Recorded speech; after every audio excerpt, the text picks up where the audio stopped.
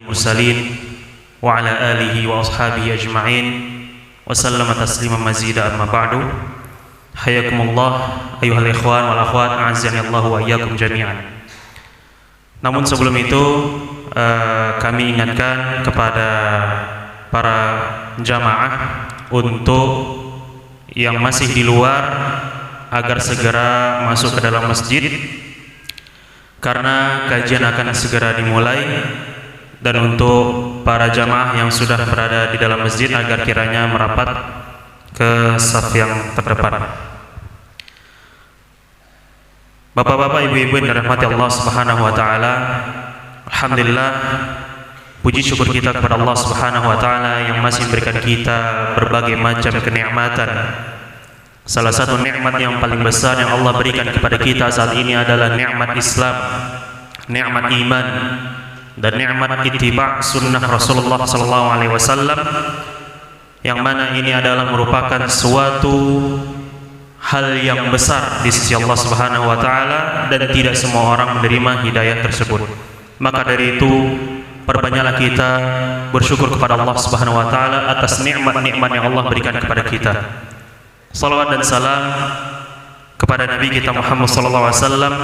Allahumma shalli wa sallim ala nabiyina Muhammad, dan juga kepada para pengikutnya hingga akhir zaman. Bapak-bapak, ibu-ibu, jamaah kaum muslimin yang dirahmati Allah Subhanahu wa taala, pada pagi hari ini kita akan melaksanakan kajian, yang mana kajian ini adalah tujuannya tidak lain dan tidak bukan adalah untuk menambah ilmu kita, untuk menimba ilmu, dan untuk menjalankan perintah Rasulullah SAW dalam hadisnya, talabul ilmi fariidatun ala kulli muslim. Menuntut ilmu itu adalah wajib bagi setiap muslim. Maka dari itu, alhamdulillah, pada kesempatan kali ini atas izin Allah Subhanahu wa taala telah berhadir kepada kita Al-Ustaz Dr. Ali Mustafa SHMH Hafizahullah taala, yang akan membawakan kajian dengan tema Taubatmu Bekal Ramadanmu. Namun sebelum kita mulai kajiannya, alangkah baiknya kita akan mempersilahkan kepada Ketua BKM Masjid Al-Muhajirin Komplek DPR, yaitu Bapak Saharuddin Hafizahullah taala. Kepada Bapak Saharuddin kami silahkan dengan segala hormat.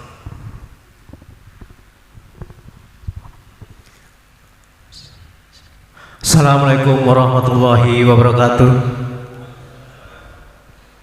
Alhamdulillahirabbil alamin.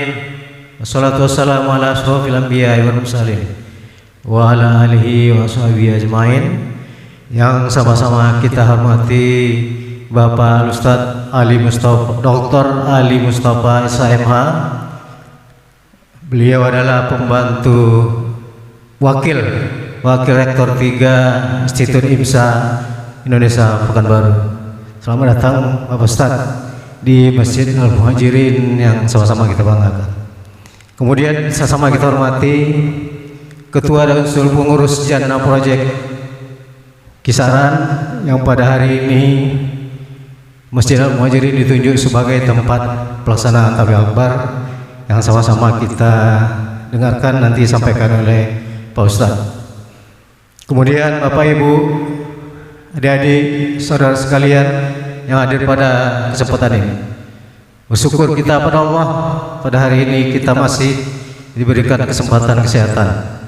Dengan langkah hadir di tempat ini dalam rangka ikut dengarkan pengajian yang dilaksanakan oleh Jannah Project, dan kemudian selawat dan salam kita panjatkan pada Nabi dan Muhammad SAW.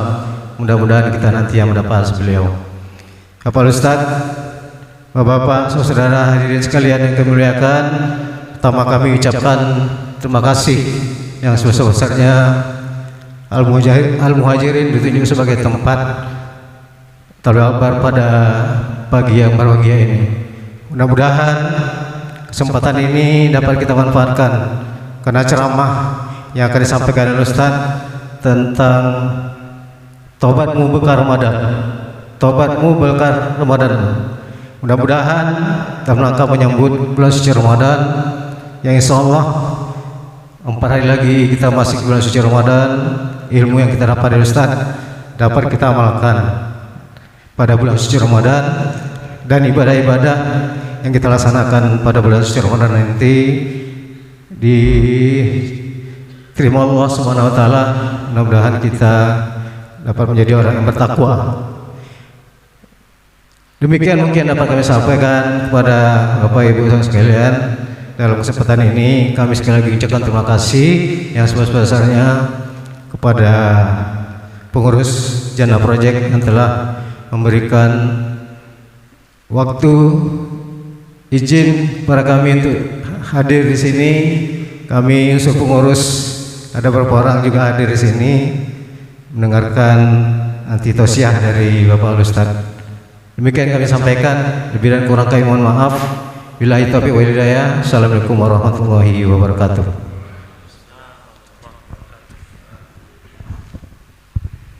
Alhamdulillah, kepada Bapak Sahrudin selaku BKM Masjid Al-Muhajirin Komplek DPR, dan kami juga berterima kasih kepada Bapak dan juga kepada pengurus BKM Masjid Al-Muhajirin Komplek DPR yang telah memfasilitasi untuk kajian ini. Semoga Allah Subhanahu wa taala memberikan kesehatan kepada Bapak pengurus dan juga kepada keluarga dan kepada kita semua, dan semoga Allah Subhanahu wa taala memberikan keistiqomahan kepada kita semua agar tetap berada di atas sunnah Rasulullah sallallahu alaihi wasallam. Amin amin ya rabbal alamin. Baik, untuk tidak memperpanjang muqaddimah, kami persilahkan kepada Al-Ustaz Dr. Ali Mustafa SHMH Hafizahullah Ta'ala untuk menyampaikan materinya kepada kita semua. Kepada Al-Ustaz kami persilahkan dengan segala hormat.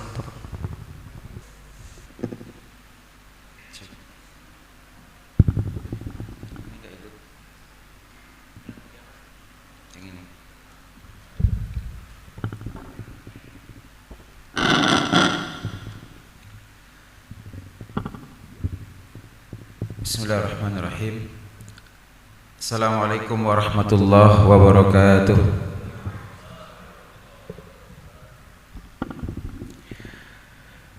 Innal hamdalillah nahmaduhu wa nasta'inuhu wa nastaghfiruhu wa natubu ilayh. Wa na'udzu billahi min shururi anfusina wa min sayyiati a'malina. Man yahdihillahu fala mudilla lahu wa man yudlil fala hadiya lah. Ashhadu an la ilaha illallah wahdahu la syarika lah, wa ashhadu anna Muhammadan abduhu wa rasuluh la nabiyya wa la rasula ba'dah. Yaqulullahu tabaraka wa ta'ala, ya ayyuhalladzina amanu ittaqullaha haqqa tuqatih wa la tamutunna illa wa antum muslimun.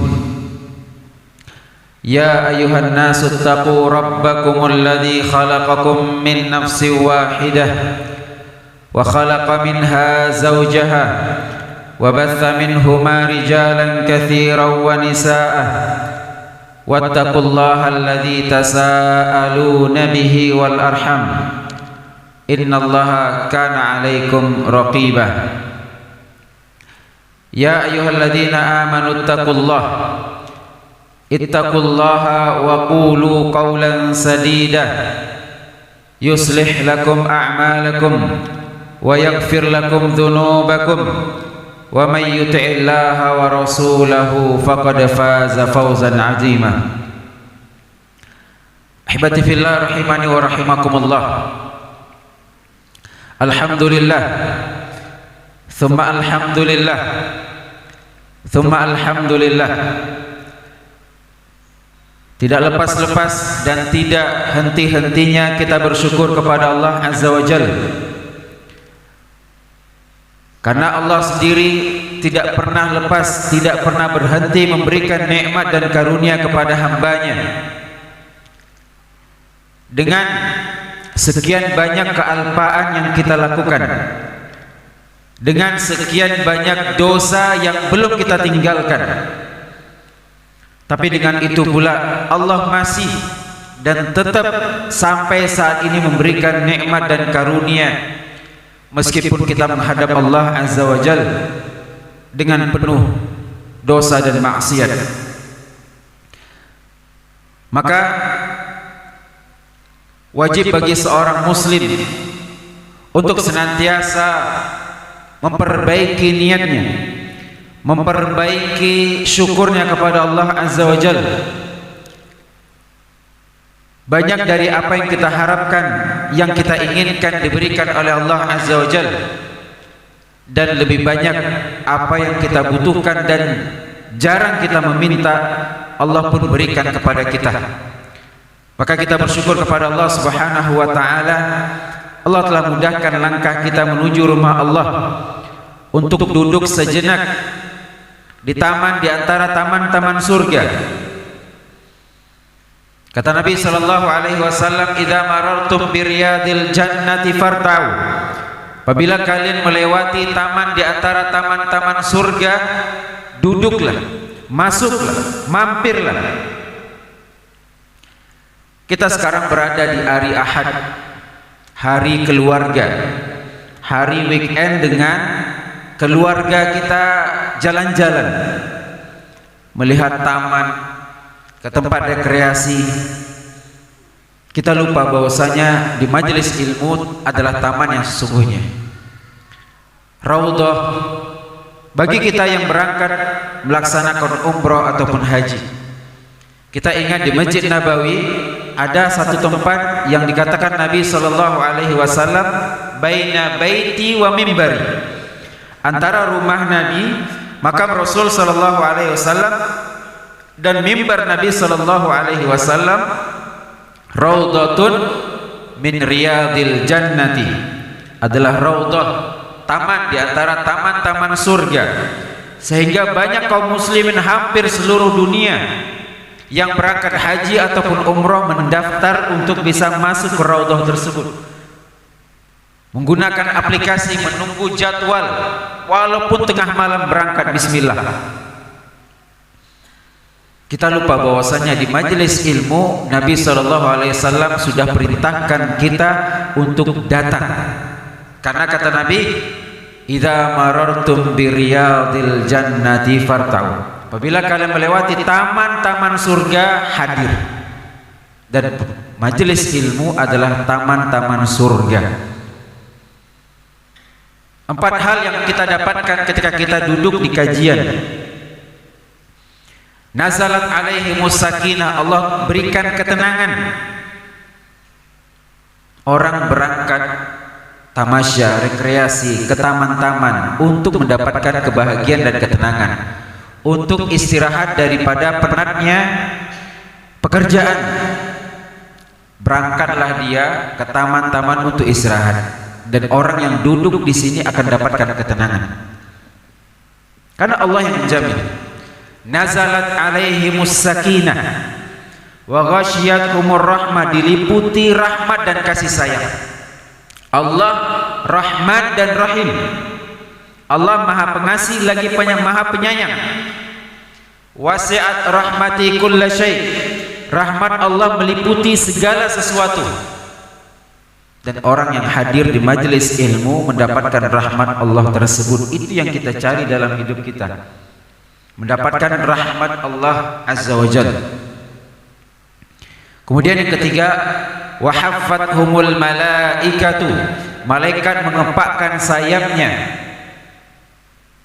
sebagai bentuk redha, sebagai bentuk apresiasi kepada orang-orang yang hadir di majelis ilmu ini. Luar biasa, perlindungan yang sangat luar biasa dari makhluk yang mulia, dari itu para malaikat. Dan yang paling penting, ahibati fillah rahimakumullah, wa dzakarahumullahu fi man indahu, Allah sebut satu persatu nama kita dan binnya. Di antara bakti kita kepada orang tua, kita hadir di majelis ilmu karena kita akan disebut nama kita dan lengkap juga dengan nama orang tua kita. Dan ini suatu kebanggaan yang luar biasa ketika nama kita disebut dalam forum yang resmi, yang didengar oleh orang yang banyak. Suatu kebanggaan yang luar biasa, dan itu ada ketika kita hadir di majelis ilmu. Semoga niat kita berangkat dari rumah, kita sudah persiapkan, kita sudah ajak keluarga kita sudah pasang niat untuk thalabul ilmi, belajar. Seperti disampaikan oleh MC kita tadi, hadis Nabi sallallahu alaihi wasallam, thalabul ilmi fariidatun ala kulli muslimin. Menuntut ilmu itu kewajiban bagi setiap muslim. Akan tapi apakah semua ilmu wajib kita pelajari? Tidak. Tidak semua ilmu agama kita wajib kuasai, tidak. Yang wajib menguasai semua ilmu agama itu para ulama. Dan para ulama pun tidak menguasai semua disiplin ilmu. Ada yang pakar dalam hadis, tapi dalam perkara fikih tidak seperti hadis. Ada yang pakar dalam perkara fikih, dalam perkara hadis tidak seperti ulama hadis, dan begitu seterusnya. Lantas apa maksud menuntut ilmu ini hukumnya wajib bagi setiap muslim? Yaitu ilmu yang dengannya dia beribadah kepada Allah Azza wa Jalla. Andai kata dia ingin melakukan suatu ibadah, maka wajib baginya belajar sebelum beribadah. Pelajari hukum-hukum ibadah tersebut sebelum dia melakukan ibadah itu. Seorang yang tidak sedang haji, belum menanti haji, belum mendaftar haji, atau belum mendapatkan giliran, tidak wajib baginya belajar haji. Tapi ketika sudah datang panggilan, saat ini, tahun ini Anda berangkat belajar manasik haji, itu hukumnya wajib. Seorang yang ingin umrah, ketika dia hendak berangkat umrah, ketika itu belajar tentang umrah jadi wajib. Seorang yang tidak terkena zakat, tidak wajib baginya belajar tentang zakat. Tapi ketika dia sudah punya harta, wajib baginya untuk belajar tentang tata cara pembayaran zakat. Hari biasa kita tidak wajib belajar tentang puasa, tentang Ramadan. Tapi Ramadan sudah diambang pintu di depan mata kita. Wajib kembali kita belajar tentang fikih-fikih puasa. Fikih-fikih Ramadan, ada di dalamnya puasa, ada di dalamnya zakat fitr, zakat fitrah, ada di dalamnya zakat mal, ada di dalamnya qiyamul lail, salat tarawih, salat witir, ada di dalamnya baca Al-Quran, ada di dalamnya sedekah, dan seterusnya. Kita pelajari hukum-hukum yang berkaitan tentang bulan Ramadan. Ahibati fillah rahimani wa rahimakumullah. Ini sebagai mukadimah, dan kami mengucapkan jazakumullah khairan kepada pengurus DKM Masjid Al-Muhajirin Kisaran Barat, Kabupaten Asahan, Sumatera Utara, yang sudah memfasilitasi kita untuk datang, untuk belajar, untuk menuntut ilmu. Ini suatu kebanggaan bagi kita. Kita memiliki masjid yang sangat megah, yang sangat luar biasa. Ini menjadi indikasi bahwasanya kita cinta dengan rumah Allah Subhanahu wa taala. Kita mencintai rumah Allah, dan semoga cinta kita tersebut adalah indikasi keimanan. Allah Subhanahu wa taala mengatakan, innama ya'muru masajidallah man amana billahi wal yaumil akhir. Sejatinya yang memakmurkan rumah Allah hanya orang-orang yang beriman saja. Yang memakmurkan rumah Allah adalah orang-orang yang beriman kepada Allah dan beriman kepada hari akhir. Memakmurkan masjid maknanya pertama membangun masjid. Man bana lillahi masjidan banallahu lahu baitan fil jannah. Yang membangun rumah Allah di dunia, Allah buatkan baginya istana di surga. Akan tapi ada PR kedua, dan ini yang paling berat. Bukan hanya sekedar membangun, tapi juga memakmurkan masjid dengan mendirikan ibadah di dalamnya. Allah Subhanahu wa taala katakan, wa aqamas shalah wa ata zakah wa lam yakhsha illallah fa asa ulaika ayakunu minal muhtadin. Bukan sekedar memakmurkan, membangun, tapi PR kita yang kedua, dan ini tugas kita semua adalah kita hadir salat berjamaah, kita hadir kajian, kita thalabul ilmi, kita aktifkan masjid kita ini dengan kegiatan-kegiatan ibadah, barulah kita sudah memakmurkan dalam dua hal. Pertama dalam fisiknya, kedua dalam ibadah di dalamnya. Semoga ini menjadi indikasi kita termasuk orang-orang yang beriman. Kami ucapkan juga jazakumullah khair kepada tim-tim mengaji Jannah Project, teman-teman yang lainnya yang membantu terlaksana acara ini, teman-teman media yang membantu menyampaikan manfaat ini kepada masyarakat yang tidak berkesempatan hadir. Semoga ini menjadi ta'awun kita dalam kebaikan. Kata Allah, wa ta'awanu 'alal birri wat taqwa, dan semoga kita yang hadir di sini Allah permudah langkah kita, Allah jadikan kita terpaut kepada rumah Allah. Nabi SAW mengatakan 7 golongan yang akan mendapatkan naungan kelak di padang mahsyar. Di antaranya adalah rajulun qalbuhu mu'allaqun bil masajid, orang yang hatinya terpaut dengan masjid. Ketika dia keluar dari masjid, dia rindu untuk kapan lagi kembali ke masjid.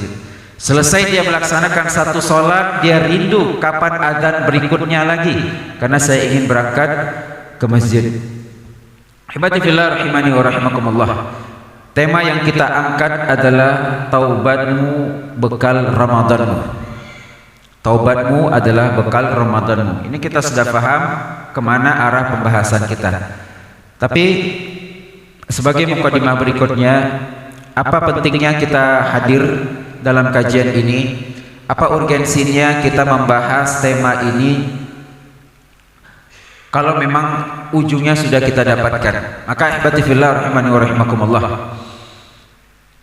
Seseorang yang apabila dikabarkan dia akan kedatangan tamu yang besar, tempat kita ini misalnya di masjid kita ini dapat info bahwasanya mungkin gubernur akan mampir. Tentu kita DKM akan persiapan. Yang kamar mandinya belum disikat, yang remputnya belum dicabut. Kalau perlu kita berapa hari kita persiapan gotong royong. Sebagai bentuk apa? Mempersiapkan menyambut tamu yang besar tersebut. Tamu yang besar tersebut bukan sekedar datang sholat pulang. Biasanya kalau ada kunjungan pejabat datang, kemudian apa? Alhamdulillah mungkin sebagian adalah bantuan, adalah support dana atau segala macam. Ada manfaat yang akan diberikan sehingga kita mempersiapkan dengan sematang-matangnya. Kedua, mudarat yang besar apabila tamu yang agung tersebut kecewa ketika dia datang. Dia datang misalnya tidak disambut, dia datang misalnya persiapannya kurang, dia datang misalnya ini masih belum selesai, itu masih belum selesai. Apa yang terjadi? Kita pindah, kita cari masjid lain misalnya. Kita pindah, mereka tidak layak mendapatkan bantuan. Ada mudarat yang kita takutkan. Itu manusia, itu tamu yang ada di dunia. Maka ihbati fillah rahimani wa rahimakumullah, di depan mata kita akan kita datang kepada kita tamu yang luar biasa, tamu yang sangat agung, tamu yang menjadi impian setiap muslim, tamu yang dahulunya kita menyesal karena tidak menyambutnya dengan sempurna. Dan kita berdoa kepada Allah, kalau sekiranya tamu itu datang kembali, saya tidak akan lakukan kesalahan yang sama. Apabila tamu itu kembali hampir menghampiri kita, kita akan persiapkan dengan yang baik. Dan alhamdulillah, semoga Allah pertemukan kita dengan tamu yang agung tersebut, yaitu bulan Ramadan. Nabi SAW menjelaskan tentang keutamaan bulan Ramadan. Akan diampuni dosa-dosa orang-orang yang beribadah, orang-orang yang berpuasa, orang-orang yang salat malam dengan berjumpa dengan bulan Ramadan. Allah angkat derajat orang-orang yang berjumpa dengan bulan Ramadan dalam ketaatan, bahkan bisa mengalahkan derajat orang-orang yang telah mendahului kita. Orang-orang saleh yang telah mendahului kita tapi tidak berjumpa dengan bulan Ramadan seperti kita bisa mengalahkan mereka. Kemudian Allah buka kesempatan selebar-lebarnya untuk menjadi utaqa minan nar, orang-orang yang terbebaskan dari ancaman api neraka. Dan ada mudarat yang kita takuti, ketika kita tidak menyambut Ramadan dengan sempurna, kata Nabi sallallahu alaihi wasallam, "Ragima anfu rajulin dakhala alaihi Ramadan thumma salah falam yughfar lah."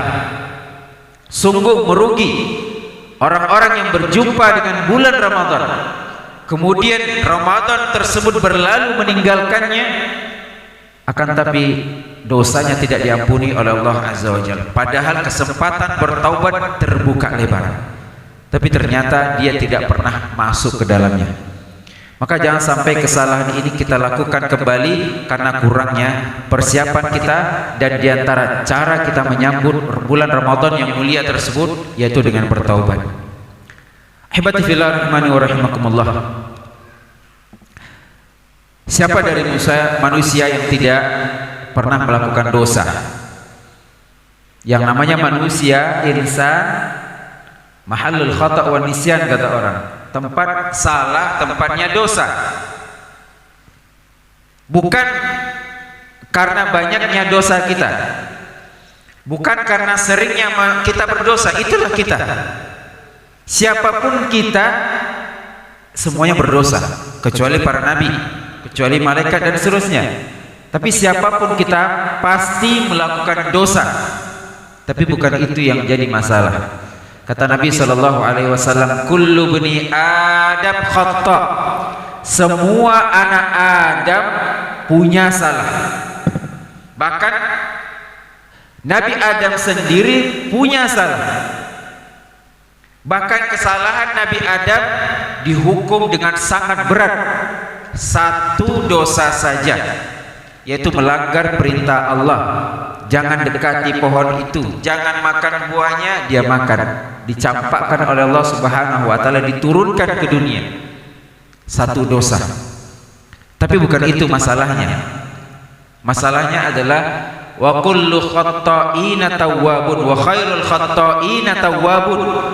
Sebaik-baik manusia yang bersalah adalah yang bertaubat. Lihat Nabi Adam alaihi salam, fatalaqa Adam min rabbih. Nabi Adam bertaubat kepada Allah Subhanahu wa taala, menyesali dosa yang pernah dia lakukan, hanya satu dosa. Bertaubat dan berubah, berjanji tidak mengulangi lagi. Allah terima taubatnya dan Allah angkat derajatnya. Jadi para ulama menjelaskan kedudukan Nabi Adam sebelum dia berdosa dan setelah dia berdosa, lebih tinggi derajatnya setelah Nabi Adam berdosa. Jadi bukan masalah kita berdosa atau tidak, kita pasti berdosa. Tapi masalahnya adalah apakah kita bertaubat atau tidak. Lihat Nabi sallallahu alaihi wasallam, Nabi manusia yang tidak berdosa, tidak memiliki kesalahan. Apa kata Nabi sallallahu alaihi wasallam? Wa innahu la yughanu ala qalbi. Sesungguhnya kadangkala hati kita ini lalai. Kita duduk termenung tapi lisan kita pun diam. Rugi zikir pada Allah. Tasbih, tahlil, tahmid, salawat. Tidak ada kata diam. Tidak ada istilah bengong. Itu yang menyebabkan hati kita ini kosong, lalai.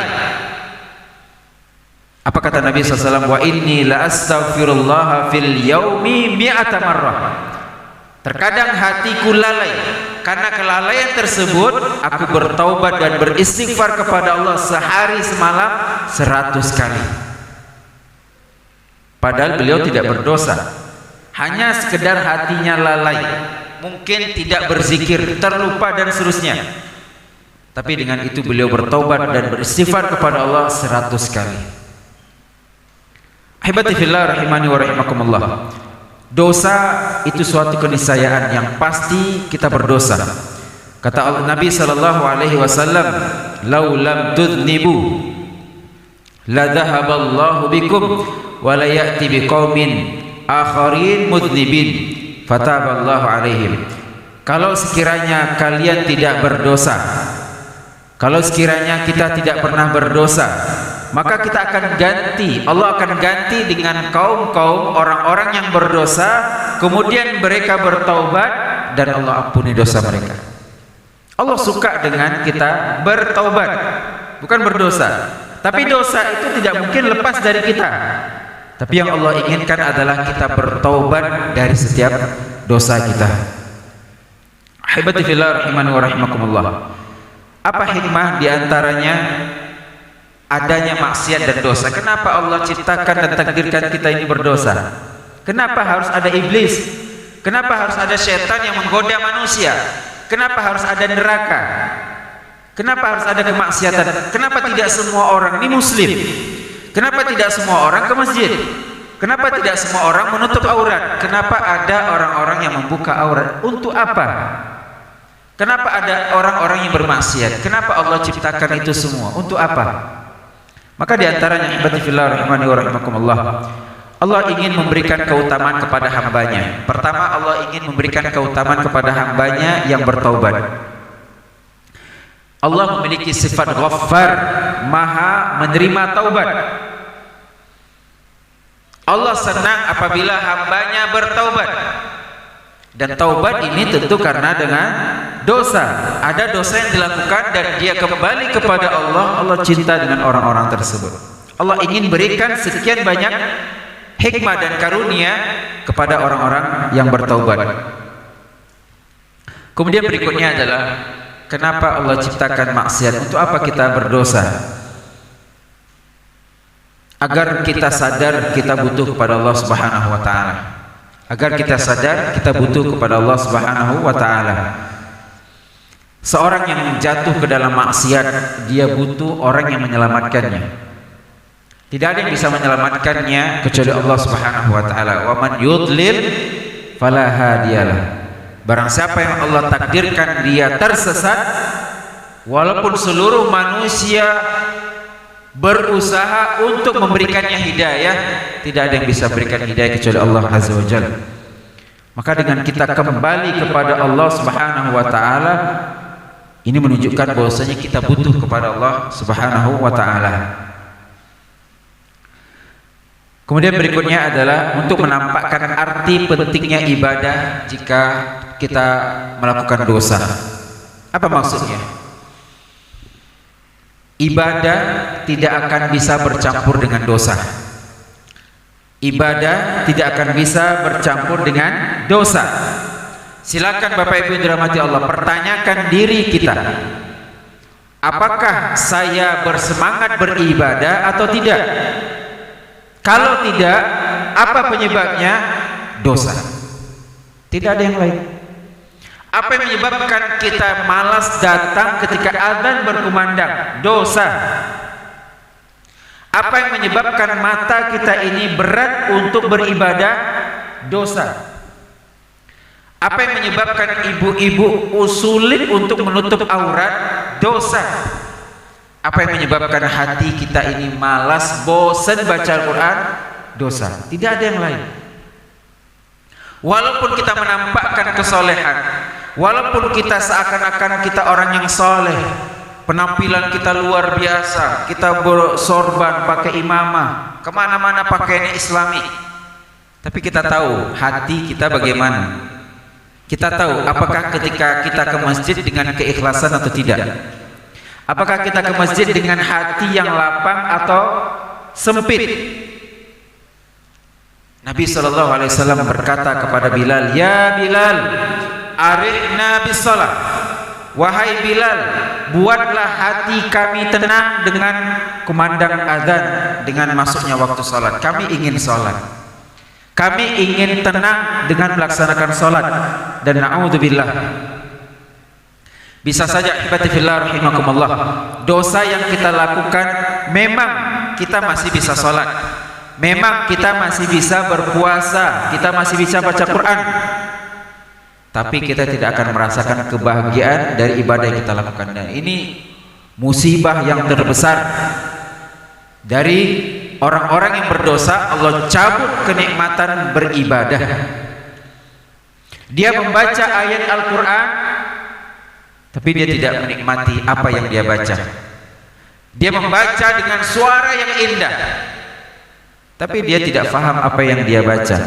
Tidak merubah hidupnya sedikit pun.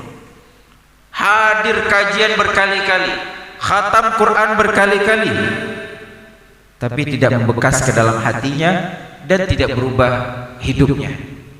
Bapak Ibu dirahmati Allah Azza wa Jalla, wabil khusus kepada kita jemaah laki-laki yang mungkin setiap pekan kita hadir namanya sholat Jumat.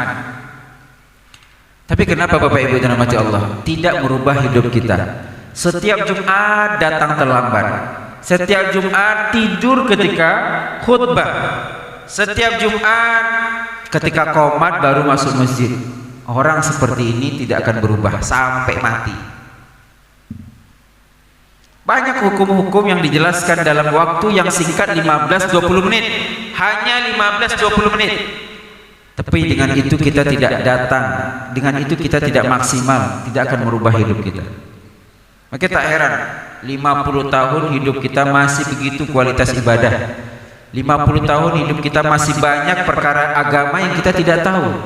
Kenapa? Karena tidak ada niat kita untuk memperbaiki diri. Maka dengan meninggalkan dosa kita akan merasakan nikmatnya suatu ibadah. Berikutnya adalah kenapa ada dosa? Agar manusia sadar akan hakikat dirinya. Dia ini siapa? Kita manusia ini bodoh. Kita kalau dikatakan orang bodoh, katakan iya, saya bodoh. Karena banyak perkara agama yang saya tidak tahu. Banyak yang saya tahu tapi tidak saya kerjakan. Banyak juga yang saya kerjakan tapi saya tidak paham gunanya apa. Ustaz, puasa itu untuk apa Ustaz? Subhanallah, sudah berapa usia kita? Untuk apa puasa? Ustaz, nutup aurat itu apa Ustaz? Panas, ibu-ibu nutup aurat untuk apa? Subhanallah, tidak paham dia bahwasanya aurat ini adalah mahkota seorang wanita. Dengan menutup aurat dia menjaga dirinya. Subhanallah. Maka dengan dosa tersebut kita sadar bahwasanya kita ini bodoh. Kita ini banyak salah, kita ini banyak lalai, banyak lupa, sehingga tidak ada yang menyebabkan kita sombong. Apa yang kita sombongkan? Saya berbicara di depan bukan berarti saya tidak punya dosa, bukan berarti dosa saya yang paling sedikit, tidak. Andai kata Bapak Ibu dirahmati Allah, setiap kita punya dosa ini kemudian Allah tampakkan satu dosa satu jerawat, misalnya Pak, tadi malam saya berdosa timbul satu jerawat, mungkin penuh muka kita ini dengan jerawat. Andai kata setiap dosa yang kita lakukan ada aromanya, bau busuknya, mungkin kita tidak ada muka datang ke sini. Tapi dengan rahmat dan karunia Allah, Allah tutup aib kita, Allah tutup kesalahan kita. Apa yang kita sombongkan ke hadapan manusia? Jangan merasa hebat dengan penampilan, jangan merasa hebat dengan tutur kata yang seakan-akan kita tahu kita siapa. Kita punya cermin, sudah. Ketika ini berguna untuk poin kelima. Ketika kita sadar kita ini punya dosa, poin kelima, kita faham bagaimana bersikap kepada manusia yang berdosa juga. Bapak Ibu dirahmati Allah, ketika kita sadar semua kita berdosa dan kita melihat teman kita berdosa, kita tarik diri lagi. Teman saya saat ini berdosa, apakah saya hina dia? Apakah saya jauhkan dia? Apakah saya jatuhkan harga diri dia? Tarik diri kita. Suatu saat kita bisa saja akan melakukan dosa yang sama. Tidak ada yang menutup kemungkinan. Jatuh dalam perkara syahwat, kemudian kita rendahkan teman kita dalam perkara syahwat tersebut. Ingat, kita juga punya hasrat, kita juga punya syahwat. Mungkin Allah selamatkan kita saat ini, kita tidak tahu, mungkin suatu saat kita melakukan dosa yang sama atau bahkan lebih parah. Apakah kita ingin ketika kita berdosa orang menjauhkan kita, orang mengecilkan kita, orang menghina kita? Tidak. Kita ingin ketika kita salah diingatkan. Kita ingin ketika kita jatuh ada yang menolong. Ketika kita keliru ada yang memperbaiki. Itu sikap kita kalau kita salah. Begitu kita lakukan kepada saudara kita. Jangan kita jauhi, jangan kita hina, jangan kita rendahkan. Semua kita berpotensi untuk melakukan kesalahan yang sama atau bahkan lebih besar. Ahibati fillah rahimani wa rahimakumullah. Berikutnya kita masuk kepada teknis. Kita masuk kepada teknis. Kita sampai jam berapa Ustaz? Sampai jam 11. Mungkin jam 10.30 mungkin kita break dulu 5 menit atau 10 menit. Ya, yang ada minum kita saja. Alhamdulillah kita ada minum, yang mau ke kamar mandi, kemudian baru kita masuk tema berikutnya. Mungkin jam 10.30 kemudian kita istirahat, kemudian kita sambung, kemudian kita buka tanya jawab. Insyaallah jam 11 atau jam 11.15 kita selesai. Kita masuk kepada teknis amalan yang bisa menggugurkan dosa. Amalan-amalan apa saja yang bisa menggugurkan dosa. Kita faham kita berdosa, kita ingin Allah ampuni dosa kita, kita berusaha sekarang untuk melakukannya apa saja. Pertama, Syekhul Islam Taimiyah Abdul Abbas Ahmad Taqiyuddin Al-Hafidh rahimahullah ta'ala berdasarkan dalil-dalil Al-Quran, beliau mengumpulkan ada kurang lebih 10 cara agar Allah ampuni dosa kita. 10 cara agar Allah ampuni dosa kita. Pertama dan paling utama adalah taubat kepada Allah Azza wa Jalla, tidak ada yang lain. Allah Subhanahu wa taala mengatakan, "Qul ya ibadiyalladzina asrafu ala anfusihim." Katakanlah wahai Muhammad kepada hamba-hambaku yang telah melakukan dosa, yang telah melampaui batas, la taqnatu mir rahmatillah. Janganlah kalian berputus asa dari rahmat Allah. Innallaha yaghfirudz dzunuba jami'a. Sesungguhnya Allah mengampuni semua dosa yang dilakukan hamba-hambanya. Innahu huwal ghafurur rahim. Sesungguhnya Allah Maha Pengampun lagi Maha Penyayang. Konsep utama dan paling utama, kita yakin dan kita sadar Allah Maha Pengampun dan Penyayang. Tidak ada istilah saya ini kotor, saya berdosa, saya ini tidak layak Allah ampuni dosa kita. Ucapan kita ini lebih besar dosanya daripada dosa kita itu sendiri. Ucapan kita katakan Allah tidak akan ampuni dosa kita, itu lebih dahsyat daripada dosa kita itu sendiri. Kita lupa bahwasanya Allah Ghaffar, Qabilut Taub, Ghafirudz Dzamb. Kita meyakini Allah tidak akan mengampuni dosa kita, ini dosa yang besar. Maka siapapun dari kita yang berdosa, apapun dosa besar, apapun dosa yang kita lakukan, bertaubat kepada Allah Subhanahu wa taala. Nabi sallallahu alaihi wasallam, Allah Subhanahu wa taala mengatakan di dalam hadis qudsi. Jadi hadis itu ucapan Nabi. Adapun hadis qudsi ucapan Allah, kemudian Nabi yang mengungkapkan kembali, namanya hadis qudsi. Adapun Al-Qur'an itu ucapan Allah secara lafaz dan secara makna. Adapun hadis qudsi itu ucapan Allah secara makna dan lafaznya itu lafaz Nabi sallallahu alaihi wasallam. Apa kata Allah dalam hadis qudsi? Ya bna Adam, innaka ma da'autani wa rajautani ghafartu laka ma kana fika wala ubali.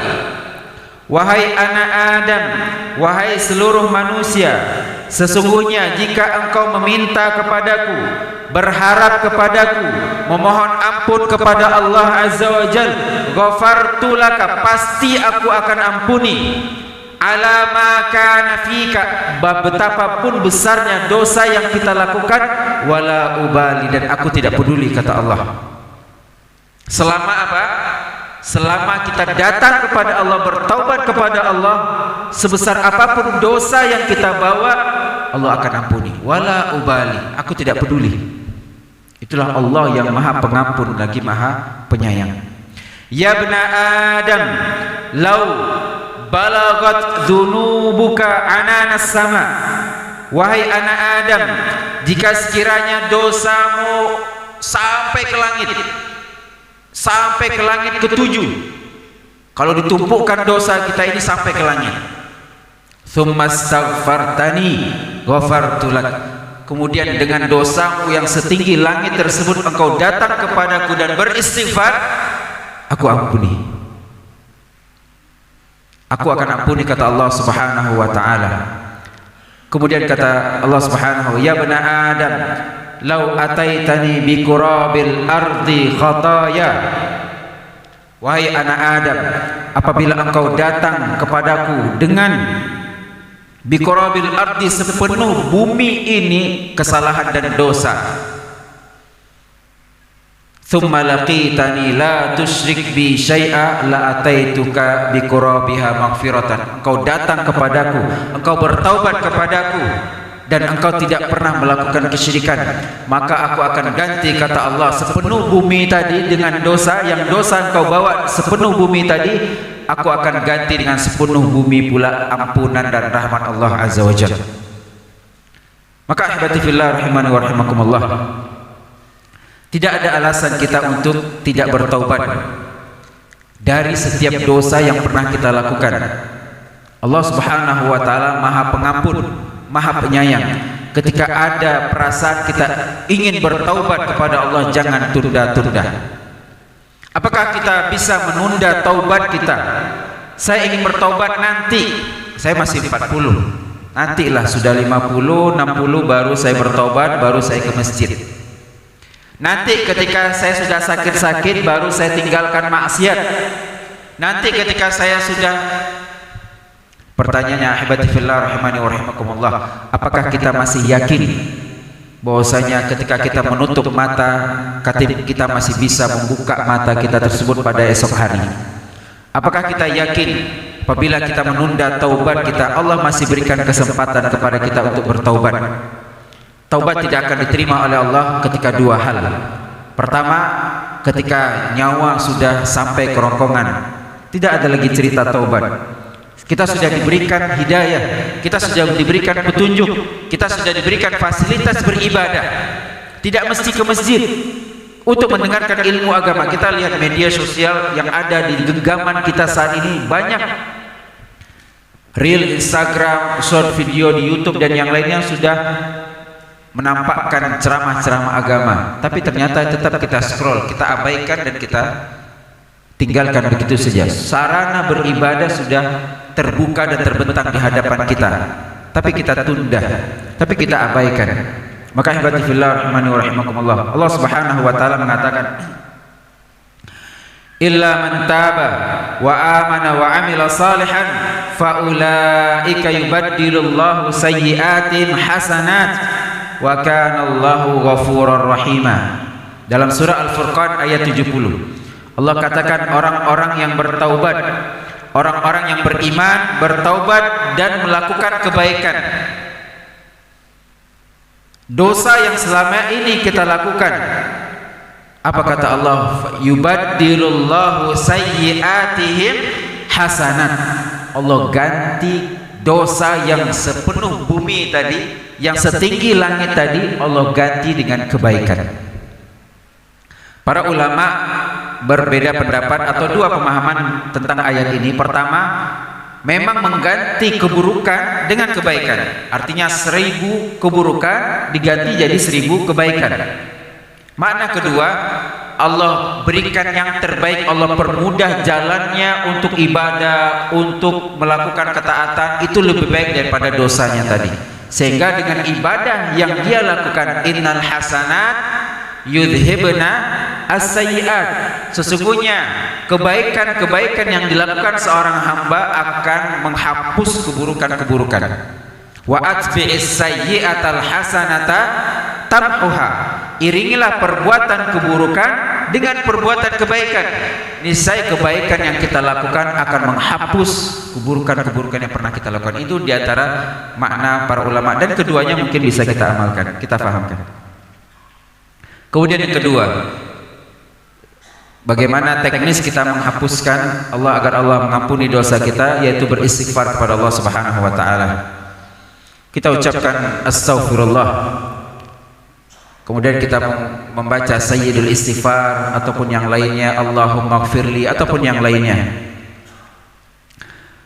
Allah Subhanahu wa taala berfirman dalam surah Al-Anfal ayat 33. Kata Allah, "Wa ma kana Allahu liyu'adzibahum wa anta fihim."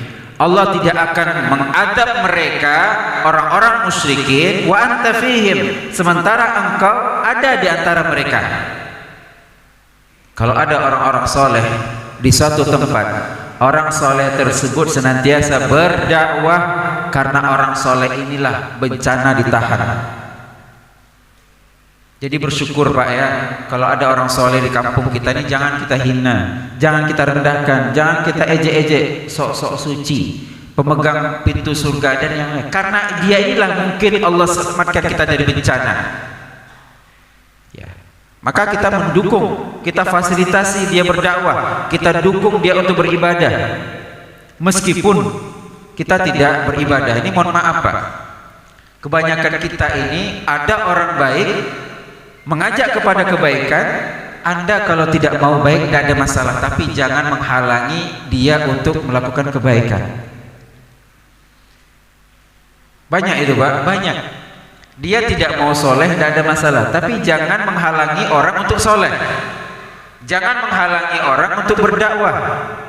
Wa man adzlamu mimman mana'a masajidallah an yudhkara fiha ismuhu wa sa'a fi kharabiha. Siapakah orang yang paling jahat, yang paling bengis, yang paling zalim, kecuali orang-orang yang melarang untuk nama Allah disampaikan, untuk agama Allah ditegakkan, dan berusaha untuk menghancurkan dakwah, menghancurkan masjid, menghancurkan kajian dan seterusnya. Hati-hati, kita tidak cocok, tidak ada masalah, tapi jangan kita tebar fitnah, kita buat masyarakat benci dan seterusnya. Jangan, bahaya.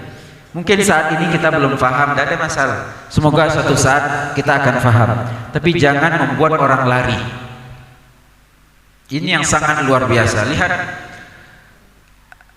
Nabi SAW berdakwah ke kota Taif. Taif itu Pak, selatannya kota Mekah. Di Mekah, di atasnya Madinah, kirinya Jeddah, Taif di bawah. Kurang lebih 100 km dari Mekah. Kalau 100 kilo itu mungkin berapa jam di kita Pak? 2 jam lebih? Tol 2 jam. Kalau jalan biasa ya, ini bukan naik mobil, Nabi bukan naik kereta, bukan naik motor, tapi Nabi jalan kaki. Bukan naik onta, bukan naik kuda, bukan naik keledai. Padahal itu kendaraan mereka saat itu. Tapi Nabi jalan kaki. Taif itu Pak, itu gunung. Taif itu gunung, puncak gunung, pegunungan. Tingginya kurang lebih 2000 mdpl.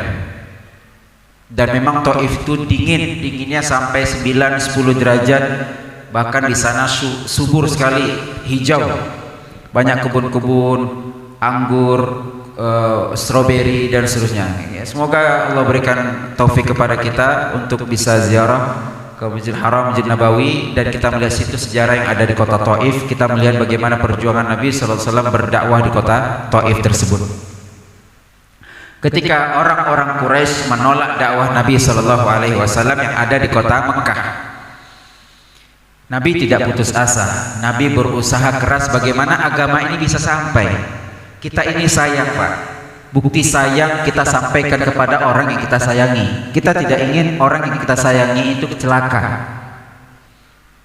Ada mobil Pak, mobil pintunya tidak tertutup rapat. Apa sikap kita Pak? Bapak naik kereta nih, mobil depan itu pintunya tidak rapat. Apa yang kita lakukan Pak? Kejar Pak. Kita kejar. Kita berusaha untuk mengabarkan sopir pintunya tidak rapat. Dikejar Pak, kejar. Ketika dia berhenti kemudian dia rapatkan pintunya, apa perasaan Bapak? Selamat dia dari bahaya. Kita tidak tahu, mungkin di dalamnya ada anak kecil, ada istrinya atau siapa. Mungkin ketika tikungan, subhanallah, ada seorang ustadz di Pekanbaru rahimahullah ta'ala, itu meninggal ketika pintu mobilnya tidak rapat Pak. Seorang ustadz yang luar biasa. Ketika tikungan, ya dia di sebelah sopir. Ketika tikungan kemudian ya terdorong keluar, meninggal. rahimahullahu taala. Perkara kecil seperti ini, tapi dampaknya luar biasa. Ada orang naik kereta, standarnya turun. Kita kejar, Pak. Kita kejar, Bang. Caga, apa namanya? Caga. Bang, caganya Bang. Dia naikkan. Apa perasaan kita? Senang. Itulah yang harus kita miliki ketika kita berdakwah. Kita lihat saudara kita ini khawatir dia terjerumus dalam dosa, khawatir dia binasa, khawatir dia celaka. Tugas kita sebagai saudara kita ingatkan, afwan akhi, yang antum lakukan tidak boleh. Allah murka ini. Afwan akhi, ini suatu kesalahan. Jangan sampai rugi kita beribadah, tapi ternyata ibadah kita keliru. Ada orang yang tidak sholat, Pak. Satu orang tidak sholat. Satu orang sholat, kiblatnya salah. Mana yang kita kasihan, Pak? Yang tidak sholat atau sholat kiblat salah?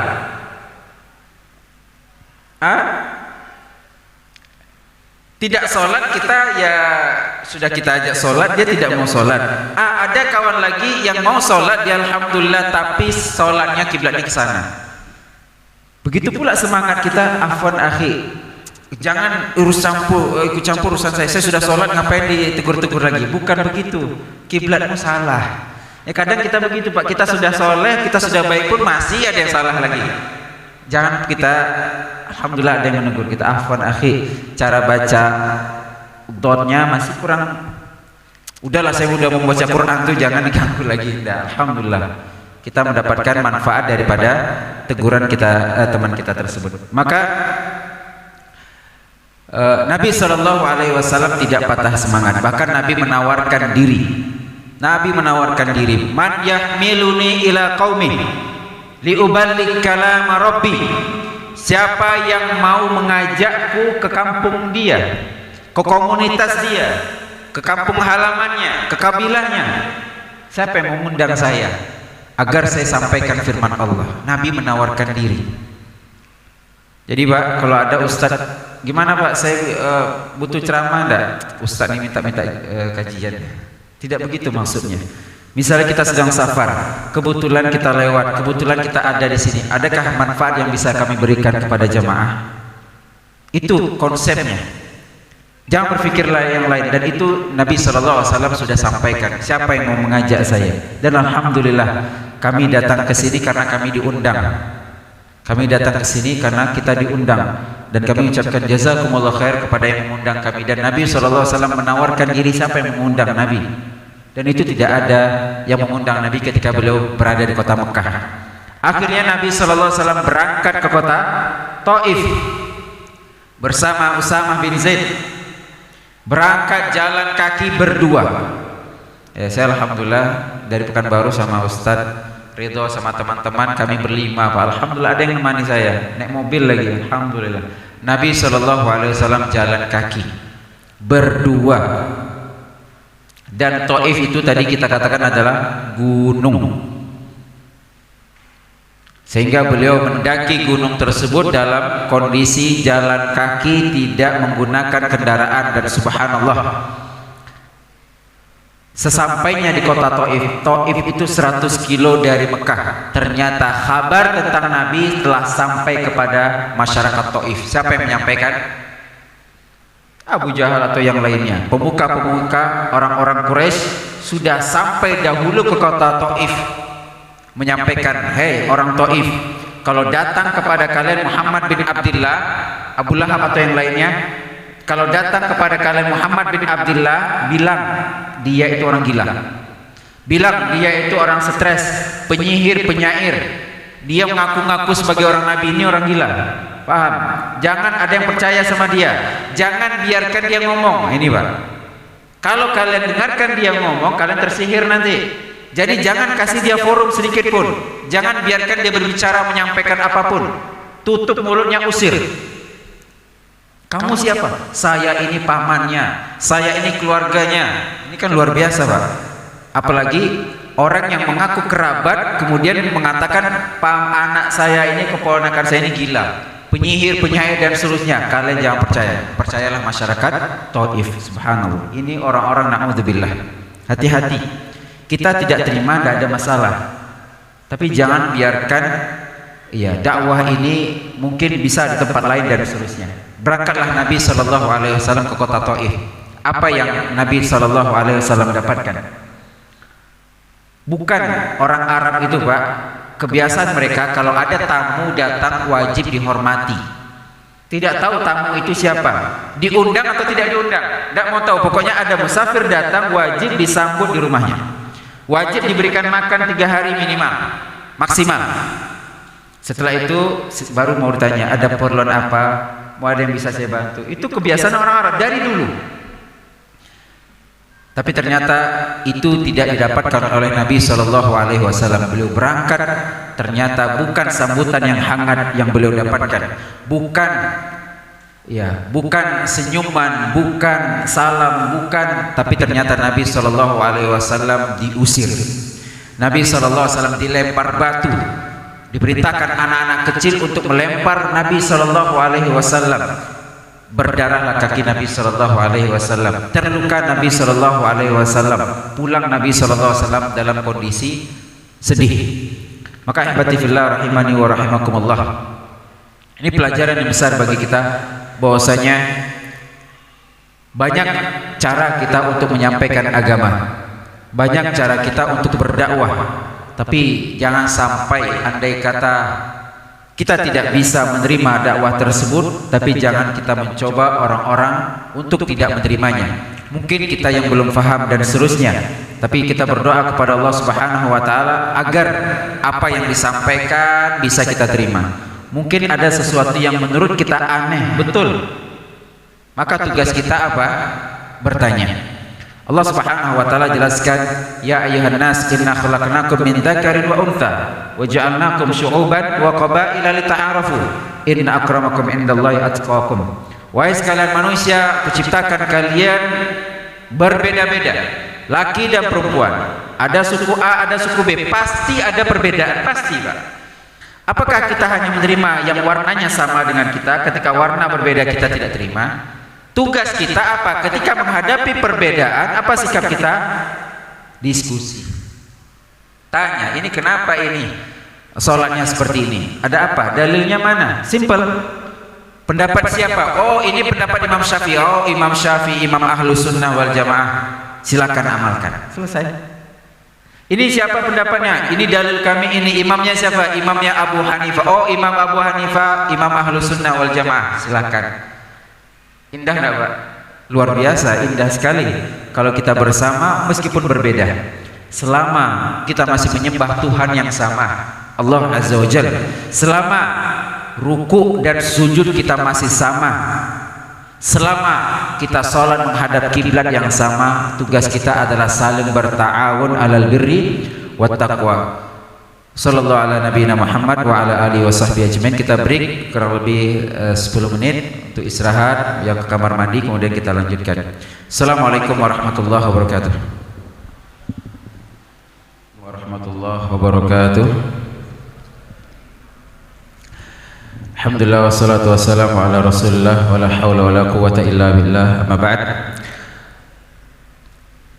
Poin yang kedua yang bisa meleburkan dosa seorang hamba adalah beristighfar. Kata Allah, wa ma kana Allah mu'adzibuhum wa anta fihim wa ma kana Allah mu'adzibahum wa hum yastaghfirun. Tidaklah Allah mengadab suatu kaum sementara Nabi SAW berada di sisi mereka, berdakwah, menyampaikan kebenaran. Dan lihat, kita menceritakan sedikit kisah Nabi SAW berdakwah ke kota Taif. Nabi SAW akhirnya pulang bersama sahabat yang mulia tersebut dalam kondisi bersedih. Dakwah yang tidak diterima bukan karena Nabi tidak dihargai, bukan karena pribadi beliau yang menjadi permasalahan, tapi beliau sedih karena agama ini tidak bisa tersampaikan. Masyarakat tidak bisa mendapatkan manfaat akibat ulah-ulah orang-orang yang menyebarkan kebencian kepada dakwah Nabi Sallallahu Alaihi Wasallam. Pulanglah Nabi Sallallahu Alaihi Wasallam kembali ke kota Mekah, turun daripada gunung Taif tersebut. Di tengah jalan datang malaikat Jibril dengan malaikat yang membawa penjaga gunung. Apa kata malaikat Jibril alaihi salam, ya Muhammad, ini malaikat penjaga gunung, perintahkan apapun. Apakah engkau ingin Taif ini kita hancurkan, kita balikkan, kita himpit, terserah, silakan. Karena siapa yang mau menerima ketika Nabi SAW disakiti? Malaikat Jibril pun tidak terima, bahkan kita pun tidak terima. Ada yang menyakiti Nabi SAW. Siapapun akan marah, siapapun akan murka ketika Nabi SAW direndahkan dan dihina. Datanglah malaikat tersebut dengan malaikat penjaga dua gunung, menawarkan bantuan, menawarkan, silakan perintahkan apapun, kita akan balas dendam orang-orang yang menyakitimu. Dan bagi kita itu kesempatan berharga. Kita disakiti, kita diusir, inilah saatnya saya balas dendam. Tapi itu bukan Nabi SAW. Apa kata Nabi SAW? Jangan, tidak usah. Kenapa? Atamanna an yukhrijallah min aslabihim man ya'budullah. Saya berharap kepada Allah suatu saat kelak nanti Allah akan berikan mereka keturunan-keturunan, generasi-generasi berikutnya yang beriman kepada Allah Azza wa Jalla, dan terwujud cita-cita tersebut. Sehingga tidak ada orang yang umroh ataupun haji, ya kebanyakan menjemaah umroh itu rata-rata berziarah ke kota Taif, dan Taif menjadi tempat yang mayoritas atau semuanya umat Islam berkat optimisme dakwah Nabi SAW. Saya selalu mengingat kisah ini bagi kami para dai, para ustadz yang andai kata mendapati perlakuan yang tidak baik, disengaja ataupun tidak sengaja, kita mengingat dakwah Nabi SAW yang apa yang kita lakukan tidak ada apa-apanya dibandingkan yang Nabi SAW lakukan. Ini pelajaran bagi kita semua. Kita sedang berdakwah, kita sedang menyampaikan, ada yang menerima, ada yang tidak. Tapi pekerjaan kita ini adalah semoga dengan pekerjaan kita ini Allah angkat musibah dari tempat kita. Itu maksudnya. Allah tidak akan mengadab suatu kaum sementara ada dai di dalamnya yang mengajak kepada amar ma'ruf dan nahi munkar. Tapi kalau dikata ada dai di dalamnya dia diam, musibah itu akan mengenai semuanya, meskipun dai itu juga ada di dalamnya tapi dia tidak berdakwah kepada Allah Azza wa Jalla. Kemudian kata Allah, wa ma kana Allah mu'adzibahum wa hum yastaghfirun. Allah tidak akan mengazab mereka selama mereka selalu beristighfar kepada Allah Azza wa Jalla. Yang ketiga, melakukan amal saleh. Yang ketiga, melakukan amal-amal saleh apapun itu. Allah Subhanahu wa taala katakan, wa aqimis salata tarafain nahar wa zulafan minal lail. Dirikanlah salat di kedua tepi siang, yaitu pagi dan petang, dan sebagian daripada permulaan malam. Innal hasanati yudhibnas sayyi'at wa dzalika dzikra lidzakirin. Sesungguhnya kebaikan ibadah akan menggugurkan dosa-dosa. Salatkah kita? Apapun ibadah-ibadah yang kita lakukan, di antara yang salat, kata Nabi SAW, as-salawatul khams, salat 5 waktu, wal jum'atu ilal jum'ati, satu Jumat ke Jumat yang berikutnya, satu pekan, wa ramadhanu ila ramadhana, satu Ramadan ke Ramadan berikutnya, satu tahun, mukaffiratun lima bainahunna idza ijtanabal kabair, adalah penghapus dosa di antara dua hal tadi. Satu sholat dengan sholat berikutnya penghapus dosa. Satu Jumat dengan Jumat berikutnya penghapus dosa. Satu Ramadan dengan Ramadannya penghapus dosa. Subhanallah. Ibadah soleh menghapuskan dosa ada yang sifatnya harian. Siapa dari kita yang tidak berdosa hari ini? Dihapus dengan subuh, kemudian zuhur. Berdosa lagi zuhur, dihapus dari zuhur dengan asar. Ini namanya penghapusan harian. Ada lagi penghapusan dosa pekanan, Jumat satu, Jumat berikutnya. Jadi cara menghitung itu bukan satu minggu, tapi satu Jumat. Ya, pekan. Kenapa kita katakan pekan? Karena mungkin di sebagian tempat pekan itu artinya pasar, dan pasar itu biasanya satu hari saja. Jadi pekan hari Senin berarti dia pekannya setiap Senin saja, pekanan. Maka dosa kita selama satu minggu ini, satu pekan ini diampuni ketika kita berjumpa satu Jumat dengan Jumat berikutnya. Ini namanya pekanan. ada lagi sifatnya tahunan, satu Ramadan dengan Ramadan berikutnya. Subhanallah, dengan syarat kita tidak melakukan dosa-dosa besar. Dosa besar hanya bisa dihapus dengan taubat kepada Allah Azza wa Jalla. Berikutnya ibadah haji. Ini di antara ibadah-ibadah soleh. Poin nomor 3, melakukan ibadah soleh. Pertama salat fardu, kemudian berangkat haji. Man hajja hadzal bait falam yarfuth walam yafsuq raja'a ka yaumin waladathu ummuh. Barang siapa yang haji tidak melakukan dosa, tidak melakukan kefasikan dan yang lainnya, keluar dia pulang ke tanah air dalam kondisi suci seperti dilahirkan ibunya. Cuman masalahnya kita pulang haji sombong. Kita pulang haji pamer. Tolong nama saya di depannya kasih H. Kalau tidak disebut H, kita pulang-pulang haji merendahkan orang, padahal kita sudah dibersihkan dosanya. Bahkan di sebagian tempat kita lihat ibu-ibu yang pulang haji bukan malah pakai jilbab, justru malah, saya lupa di daerah mana itu, nampak telinganya pakai emas-emas, dan seharusnya dia pulang haji dia sadar Allah sudah menghapuskan dosanya, jangan malah pamer dan seterusnya, sombong dan seterusnya. Ya. Kemudian berikutnya adalah puasa, sedekah dan yang lainnya. Kata Nabi SAW, fitnatur rajul fi ahli wa mali wa nafsi wa waladi wa jari yukaffiru hasiyam. Fitnah seseorang ada pada keluarga, musibah kita ada keluarga, ada pada tetangga, ada pada jiwa kita. Semua itu bisa ditebus dengan puasa. Jadi puasa juga menggugurkan dosa. Man shoma Ramadan imanan wa ihtisaban ghufira lahu ma taqaddama min dzambi. Yang puasa Ramadan dengan iman dan ihtisab diampuni dosanya yang telah berlalu. Yang salat malam, salat tarawih, salat witir, salat qiyamul lail diampuni dosa yang telah berlalu. Kemudian sedekah wal amru bil ma'ruf wan nahyi anil munkar. Sedekah juga menggugurkan dosa. Sebagaimana api menghilangkan karat-karat yang ada pada besi. Maka kita yang banyak dosa, banyak sedekah. Kata Nabi SAW, padamkan api neraka dengan sedekahmu. Alhamdulillah, mungkin sebagian kita puasa mungkin agak berat, salat sunnah mungkin agak berat, tapi duit banyak. Sedekah. Ibadah kita dari pintu sedekah. Apapun, misalnya ada dana ini, ada darah ini, lewat kota infak, masukkan. Tidak ada pakai barcode, sedekah. Jangan lepaskan, jangan biarkan kesempatan itu lewat begitu saja. Kemudian al-amru bil ma'ruf wan nahyi anil munkar. Amar ma'ruf dan nahi munkar juga termasuk ibadah yang menggugurkan dosa. Berikutnya yang keempat. Pertama dari taubat, kedua istighfar, yang ketiga amal soleh, yang keempat yang bisa menggugurkan dosa adalah musibah. Kata Allah, ma asaba min musibatin fil ardi wala fi anfusikum illa fi kitabim min qabli an nabraha inna dzalika 'ala Allah yasir.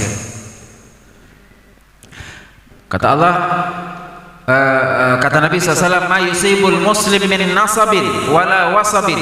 Tidaklah seorang ditimpa musibah, kelelahankah, keletihankah, sakitkah, wasabin wala hammin wala husnin wala adzan wala ghammin. Kesedihan, kegangguan, kesusahan, sakit dan yang lainnya, hatta syaukati yushakuha illa kafarallahu biha anhu khataya. Sampai andai kata ada duri yang mengenai jari kita, kaki kita, badan kita, satu duri yang menusuk, kecuali dengan musibah tersebut Allah hapuskan dosa-dosa kita. Subhanallah. Musibah ada pada jiwa kita sakit, ada pada harta kita mungkin bangkrut, ada pada keluarga kita, istri kita dan seterusnya.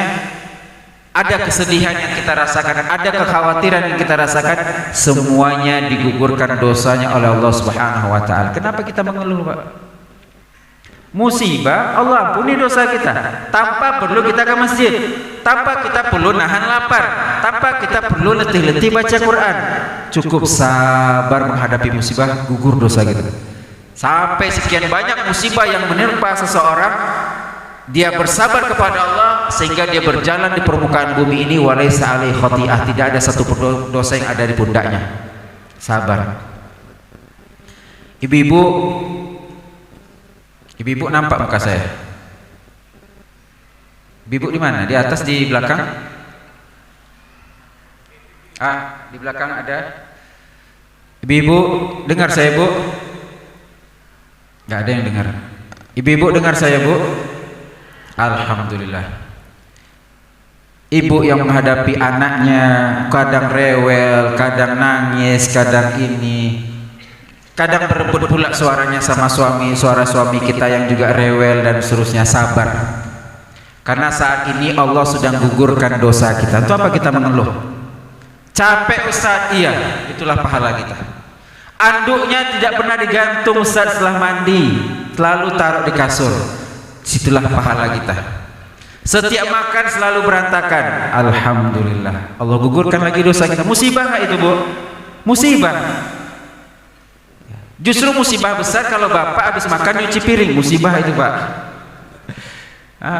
Bapak makan nyuci piring, habis itu spray lipat sendiri, itu musibah juga itu Pak. Bagi bapak musibah, bapak yang bersabar. Ya. Untuk apa kita mengeluh? Cerita ke media sosial, punya suami yang tidak peduli. Dibaca sama kawan dia, suami saya yang lebih tidak peduli. Pamer-pameran dia, pokoknya dia tidak mau orang lain lebih sedih dari dia. Masih mending kata dia. Saya lebih. Untuk apa kita cerita? Untuk apa? Tidak semua orang peduli dengan kesedihan kita Bu. Tidak semua orang care. Tidak semua orang, oh ya Allah kasihannya, di belakang ketawa dia, syukurin. Itulah rasain. Di belakang apa? Tahu nggak si ibu kemarin dia cerita, dia sebegini sama suaminya. Nauzubillah. Siapa, dari mana informasi itu kalau tidak dari kita yang cerita? Untuk apa kita cerita? Kenapa kita kadukan masalah kita kepada orang yang tidak peduli dengan kita? Sementara siapa yang memberikan masalah kepada kita? Allah. Apa tujuan Allah memberikan musibah kepada kita? Allah ingin menggugurkan dosa kita. Kenapa kita kadukan? Allah inginkan kebaikan kepada kita, subhanallah. Tidak ada makhluk yang paling sayang kepada hambanya, kepada makhluk yang lain kecuali Allah subhanahu wa ta'ala. Tidak ada zat yang lebih sayang kepada hambanya kecuali Allah subhanahu wa ta'ala. Tidak ada orang yang lebih peduli dengan orang lain. Siapa orang yang paling peduli dengan kita Pak? Orang yang paling peduli dengan kita, istri? Enggak. Suami? Suami peduli dengan kita Bu? Peduli, satu orang yang jawab. Suami peduli dengan kita Bu?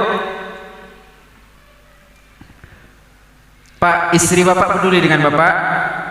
Oh, dijawab peduli, serius lah Pak. Ibu, Bapak peduli sama Ibu? Enggak dijawab Pak. Bapak musibah itu Pak ya, sabar Pak. Selama ini yang Bapak lakukan tidak dianggap, sabar, alhamdulillah, musibah Pak. Yang peduli kepada kita itu hanya orang tua kita Pak, ibu kita. Nabi SAW suatu ketika melihat seorang ibu menggendong anaknya. Apa kata Nabi SAW? Bagaimana pendapat kalian? Apakah mungkin ibu ini akan campakkan anaknya ke dalam api?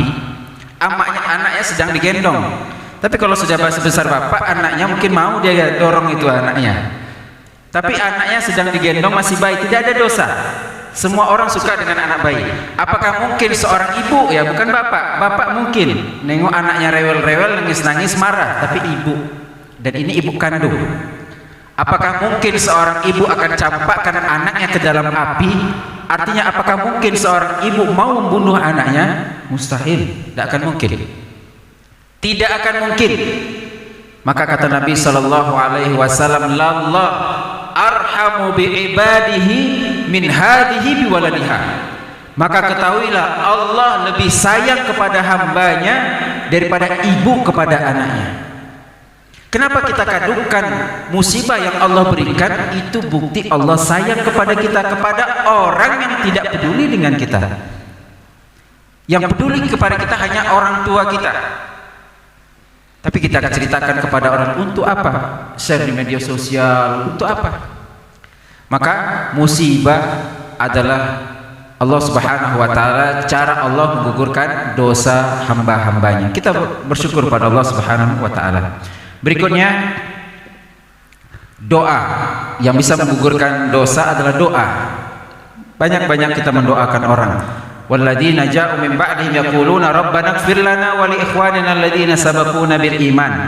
Orang-orang yang datang sesudah mereka berdoa, Rabbana ighfir lana, ya Allah ampunilah kami dan ampunilah saudara-saudara kami yang sabaquna bil iman, yang telah mendahului kami dalam keimanan, yang telah dahulu wafat, yang telah berjasa dalam kehidupan kita. Ampuni dosa mereka ya Allah. Wala taj'al fi qulubina ghillan lil ladzina amanu rabbana innaka ra'ufur rahim. Ya Allah, jangan jadikan di hati kami ini hasad, benci, iri kepada saudara sesama kaum muslimin. Jangan ada benci sama kaum muslimin. Jangan ada iri sesama kaum muslimin. Selama dia muslim, dia saudara kita. Wajib bagi kita mencintai apa yang dia miliki, apa yang kita inginkan kebaikan bagi kita, diri kita sendiri. Kita ingin orang lain juga mendapatkan hal yang sama. La yu'minu ahadukum hatta yuhibba li akhihi ma yuhibbu li nafsihi. Tidak sempurna keimanan seseorang sampai dia mencintai bagi saudaranya sebagaimana dia mencintai bagi dirinya sendiri. Jangan ada iri dan hasad.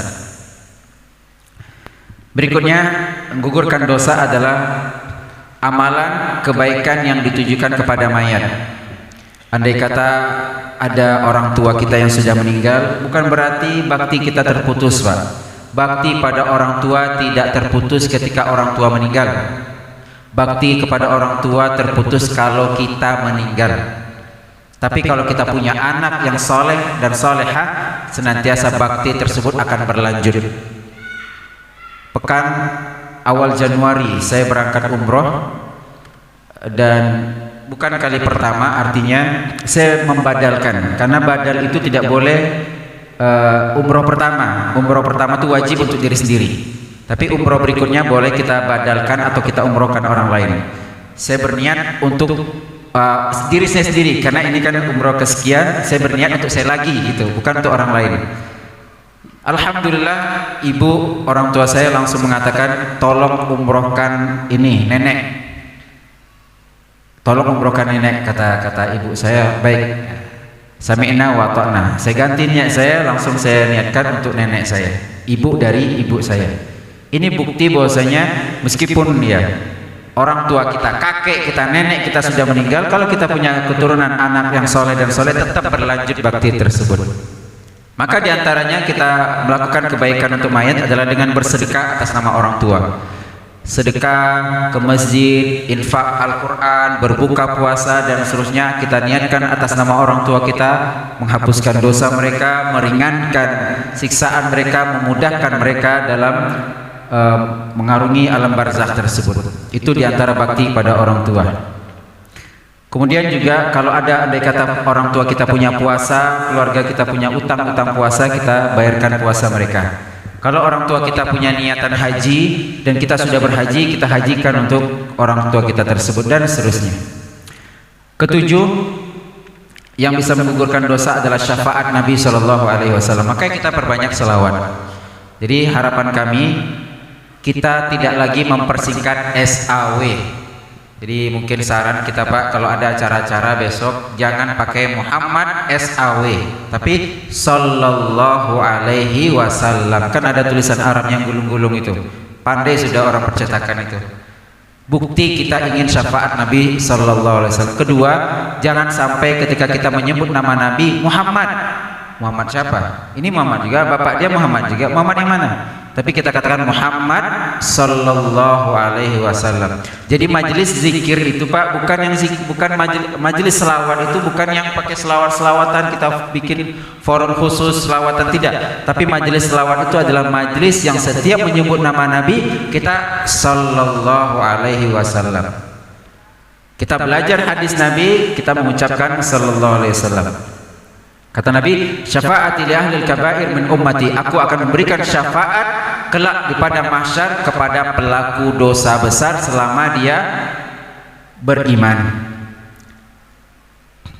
Kemudian di antara yang menggugurkan dosa adalah rahmat Allah Subhanahu wa taala. Ya, rahmati wasi'at kulla syai'. Rahmat Allah meliputi segala sesuatu. Allahu ta'ala a'lam. Ini yang bisa kita sampaikan. Semoga ibadah-ibadah yang tadi kita jelaskan satu persatu kita lakukan pelan-pelan, istiqomah. Semoga dengan itu Allah mudahkan kita. Kemudian yang paling penting adalah bertaubat. Bertaubat, satu, kita meyakini itu satu kesalahan. Kedua, kita tinggalkan. Ketiga, kita janji jangan ulang lagi. Tapi diulang lagi, ulang lagi taubatnya. Ulang lagi, ulang lagi taubatnya. 1000 kali, 1000 kali kita bertobat. Itu lebih Allah cintai. Karena Allah Ghafir, Ghaffar, Maha menerima taubat. Maka setiap kita berdosa, bertaubat kepada Allah. Tapi harapan kami, jangan lakukan dosa-dosa besar. Karena sudah lakukan dosa-dosa besar, biasanya sulit taubatnya karena sudah candu, karena sudah terseret. Maka semoga Allah berikan taufik kepada kita untuk senantiasa bertobat kepada Allah Subhanahu wa taala. Kemudian berikutnya adalah tinggalkan maksiat tersebut, tinggalkan pelaku maksiat tersebut. Rubah komunitas kita, Pak. Kita tidak akan bisa bertobat ibu-ibu kalau masih duduk di situ. Saya tidak mau gibah orang lagi. Ada orang ngumpul, ada berita apa? Wih, tahu nggak berita si Anu? Alah, terceritakan juga. Oh, yang kalian tahu itu masih sedikit. Saya lebih banyak lagi ya, tambah ramai ceritanya. Hindari teman-teman yang begitu. Hindari komunitas-komunitas seperti itu. Ya, bapak-bapak juga sama. Hindari maksiatnya, kedua hindari komunitasnya. Kita harus hijrah, itu dua syaratnya. Satu, move on, kita tinggalkan. Kedua, kita move away, kita tinggalkan tempat buruk tersebut. Allahu ta'ala a'lam. Silakan jika ada pertanyaan.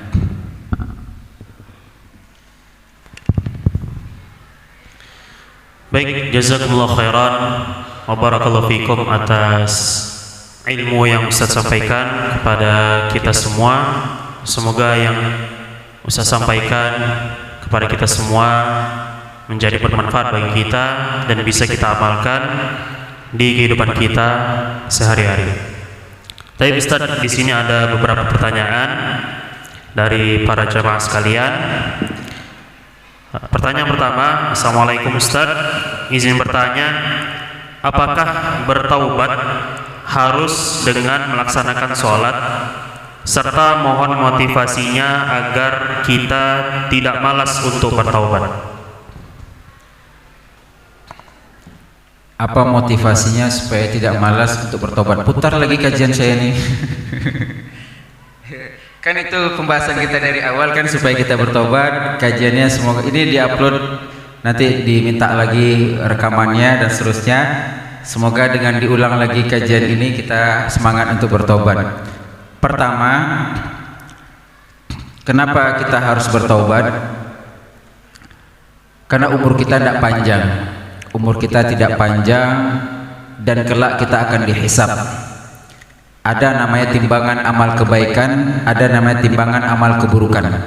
Tidak ada yang bisa menghapus timbangan amal keburukan tadi kecuali dengan taubat. Kecuali dengan bertaubat kepada Allah Subhanahu wa taala. Maka semua kita berdosa, semua kita bermaksiat, dan kita ingin berjumpa dengan Allah tanpa ada dosa. Kedua, ketahuilah dosa itu akan menghalangi seseorang untuk beribadah.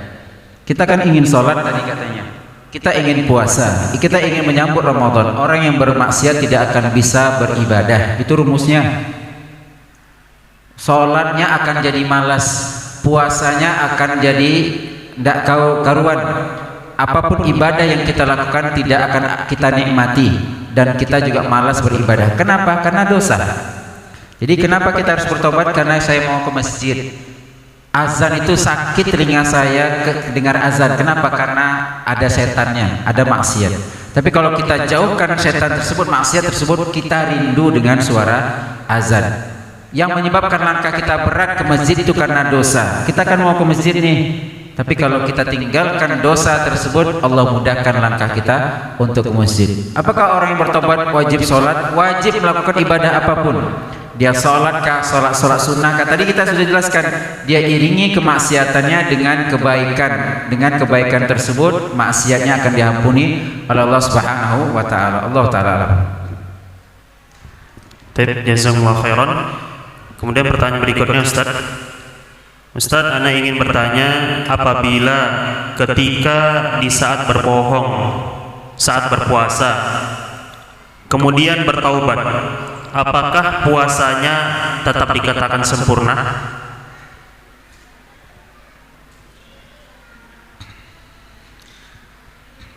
Saya berharapnya apakah puasanya sah? Kalau puasanya sah, insya Allah sah. Tapi kalau apakah puasanya sempurna, ini berat saya jawab.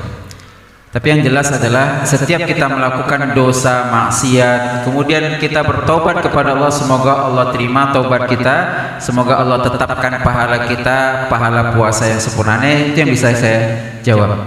Tapi kalau pertanyaan apakah kita berbohong kemudian puasanya sah, dari segi hukum fikih puasanya sah. Apakah dia dapat pahala? Dari segi hukum fikih tidak dapat. Man lam yada' qaula zuri wal amala bihi falaysa lillahi hajatun fi an yada'a ta'amahu wa syarabah. Barang siapa yang tidak mau meninggalkan perkataan dusta, perkataan keji, maka Allah tidak butuh kepada orang-orang yang hanya meninggalkan makan dan minumnya. Artinya dia tidak dapat pahala. Orang bekerja tidak digaji. Bekerja iya, letih iya, tapi gaji tidak dapat. Allah Ta'ala alam. Tapi ketika dia bertaubat, semoga dengan itu Allah tetapkan kembali pahala, dan bisa saja mungkin lebih besar pahalanya daripada sebelumnya. Allah Ta'ala.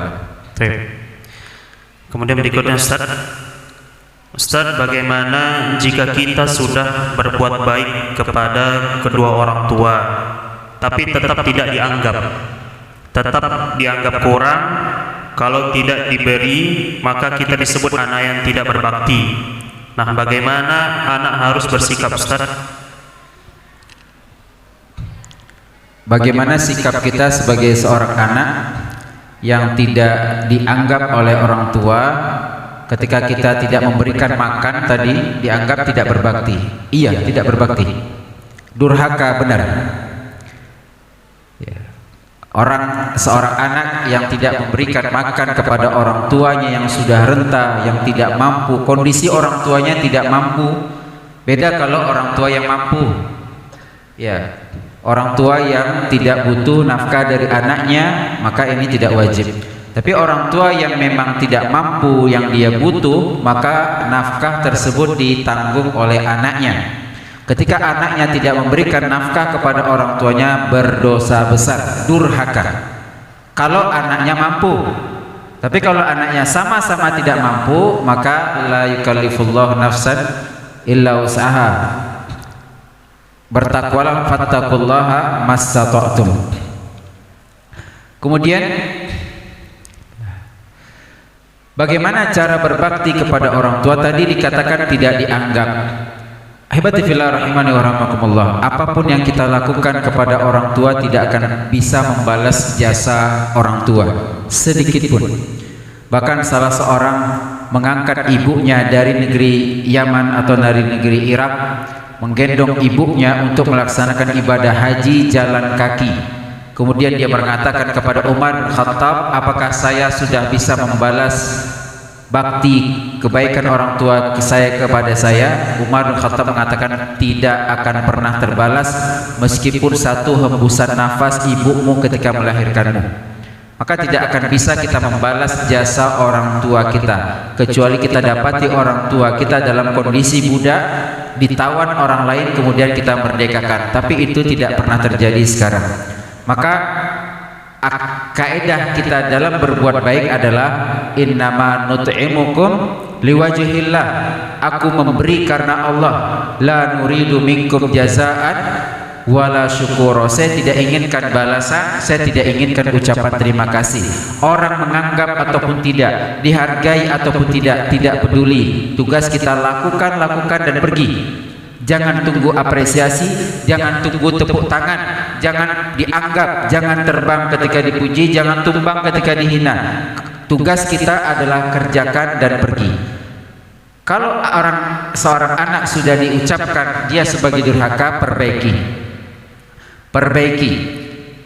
Ya, perbaiki kembali. Jangan sampai ada keinginan orang tua yang tidak tersampaikan. Selagi kita masih hidup, Bapak Ibu dirahmati Allah, kita punya anak, Pak. Kita punya anak, Ketika anak kita meminta sesuatu, kita berusaha keras tidak makan, kita menabung demi keinginan anak tersebut. Abi mau jalan-jalan ke sini, Abi, kita tabung, kita sisihkan makan kita untuk agar keinginan anak itu tercapai. Maka begitu pula harapan kita pada semua anak kaum muslimin, dan semua kita adalah seorang anak. Jangan sampai keinginan orang tua kita bantah. Jangan sampai keinginan orang tua kita tidak tercapai. Selama kita masih hidup, kita berusaha keras untuk mewujudkan keinginan orang tua kita. Meskipun seluruh harta kita diambilnya, meskipun jiwa kita ini renggutnya, kita berusaha keras untuk berbakti kepada orang tua kita. Dan jangan pernah katakan orang tua saya tidak pernah menghargai. Biarkan. Tugas kita senantiasa kita berbakti pada orang tua. Sama seperti anak-anak kita, kadang kita sudah berusaha keras, dia tidak menghargai usaha orang tua kita, usaha kita sebagai orang tua. Tapi dengan itu kita tidak pernah hilang sayang kita kepada anak kita. Allahu ta'ala a'lam. Berikutnya Ustaz, apakah setelah kita melaksanakan sholat tarawih berjamaah di masjid, setelah itu kita melaksanakan sholat tahajud bersama keluarga, apakah boleh dan adakah batasannya dalam jumlah rakaat? Di sini berapa rakaat, Pak? 8, witir 3, 11. Bolehkah sekiranya kita di masjid sholat bersama imam, kemudian pulang-pulang kita masih segar, masih semangat, ayo dek kita panggil istri kita panggil anak kita, Abi jadi imam, kita tambah lagi. Boleh atau tidak? Allah Ta'ala alam. Perbahasan tentang salat qiyamul lail pada bulan Ramadan ada dua pendapat besar di sini. Pendapat pertama mengatakan tidak lebih dari 11 atau 13. Pendapat kedua unlimited, tidak ada batas, mau 23, mau 36, mau 40 dan seterusnya, tidak ada batas. Pendapat pertama dalilnya hadis Aisyah radhiyallahu taala anha, Nabi sallallahu alaihi wasallam tidak pernah salat malam di dalam Ramadan ataupun di luar Ramadan aktsar min 11 rakaat, lebih daripada 11 rakaat di Ramadan ataupun di luar. Jadi Nabi salat malam itu bukan saat Ramadan saja. Di luar Ramadan Nabi juga salat malam. Cuman dalam Ramadan namanya tarawih, di luar Ramadan bisa namanya salat malam atau tahajud. Tidak pernah lebih, kata ibunda kita Aisyah, tidak pernah lebih dari 11 atau 13. Maka pendapat pertama ini berdalil dengan hadis Aisyah ini. Pendapat kedua mengatakan hadis Nabi SAW mutlak. Nabi katakan salatul laili matna matna, salat malam dua-dua. Fa idza khasya ahadukumus subha falyutir biwahidah. Kalau kita takut untuk sebentar lagi subuh, maka kita tutup salat malam kita dengan salat witir. Andai kata dari isya kita salat 2 sampai jam 5 sampai subuh, tentu lebih dari 20, lebih dari 30 mungkin, lebih dari 11 yang jelas. Maka berdasarkan hadis Nabi ini, para ulama yang kedua mengatakan tidak ada batas tertentu. Allah Ta'ala a'lam. Di sini kita saling menghargai perbedaan pendapat yang keduanya sama-sama punya dalil, seperti mungkin sebagian teman-teman 23, sebagian yang 11 dan seterusnya. Kita saling menghargai, dan andai kata kita memilih pendapat salah satu dan antara keduanya, tapi konsepnya adalah sholat bersama imam, itu yang penting. Sholat bersama imam, jangan 2 rakaat pulang. Andai kata kita memilih pendapat yang 11 tapi kita sholat berada di masjid yang 23, di sini ada 23 Pak, kita sholat di masjid yang 23, jangan pulang sampai kecuali selesai. Apa hadisnya? Nabi SAW mengatakan man shalla ma'al imam hatta yansarifa kutiba lahu qiyamul lailah. Yang sholat malam, sholat tarawih bersama imam sampai witir, sampai dia tutup sholatnya, maka dia ditulis baginya sholat 1 malam penuh. Walaupun dia sholat cuma sampai jam 9, setengah 10, tapi dia sholat dari awal sampai selesai. Itu yang afdol, kita sholat bersama imam sampai selesai. Allah Ta'ala, saya lebih condong kepada pendapat kedua yang mengatakan tidak ada batas. Artinya kita sudah sholat 11 tadi sama imam di masjid, alhamdulillah kita dapat pahala sholat 1 malam penuh. Kita mau nambah lagi sama istri kita, sama keluarga kita, boleh. Saya lebih memilih pendapat yang mengatakan boleh, karena memang bulan Ramadan itu bulan ibadah. Saya agak bantah sedikit yang mengatakan tidak boleh. Ya mohon maaf kalau ada bapak-bapak berpendapat pendapat kedua ini tidak tepat, tidak ada masalah. Tapi saya ingin menguatkan pendapat saya yang mengatakan boleh. Anda yang mengatakan 11 dan tidak boleh lebih, mohon maaf, apakah sholat kita sama seperti sholatnya Nabi? Yang mana jangan tanya, kata Aisyah, wala tas'al antulihinna wa husnihinna, jangan kalian tanya bagaimana panjangnya 11 rakaat sholat Nabi, jangan kalian tanya indahnya bacaan Nabi. Kalau kita kan kalau udah panjang bacaan imam ngamuk ibu-ibu kan, besok bilang ke DKM tolong ganti imamnya, jangan itu bacaannya. Kita milih 11 dari segi jumlah, kita lupa bahwasanya 11 itu dengan bacaan yang panjang. Bahkan para sahabat yang ikut sholat di belakang Nabi, Nabi baca Al-Baqarah.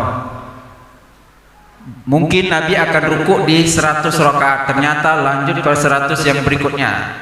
Mungkin Nabi akan rukuk ketika selesai Al-Baqarah, lanjut ke surat berikutnya, itu 1 rakaat. Sudah berapa juz itu, Pak? 1 rakaat. Ternyata Nabi lanjut Ali Imran, lanjut An-Nisa, barulah Nabi SAW rukuk 4 atau 5 juz 1 rakaat. Tak heran Nabi cuman 11 rakaat, bukan cuman ya, mohon maaf, tapi 11 rakaat ini dengan kualitas yang bagus, dengan kuantitas yang indah. Jadi kita jangan ambil rakaatnya saja, tapi yang poin-poin ini kita lupakan. Makanya dengan kekurangan kita yang tadi, kita tutup dengan jumlah yang banyak tadi. Inna atoina, rukuk kita sholat, rukuk kita sujud, kita udah capek istirahat, tambah lagi qul huwallahu, tidak ada masalah. Yang jelas kita memperbanyak rukuk, memperbanyak sujud, memperbanyak Al-Fatihah, tentu pahalanya juga akan lebih banyak. Allahu ta'ala a'lam. Cukup, lagi? Nah, satu lagi terakhir. Satu lagi, ini mungkin agak panjang ya. Ustaz, satu lagi Ustaz, izin. Jangan sampai lupa. Kedua, ibunda yang mengatakan tidak lebih dari 11 itu pernyataan Aisyah, ibunda kita Aisyah radhiyallahu ta'ala, bukan pernyataan Nabi. Tidak ada nas sharih Nabi mengatakan jangan lebih, itu tidak ada. Tapi kalau ada Nabi katakan jangan lebih 11, selesai masalah kita.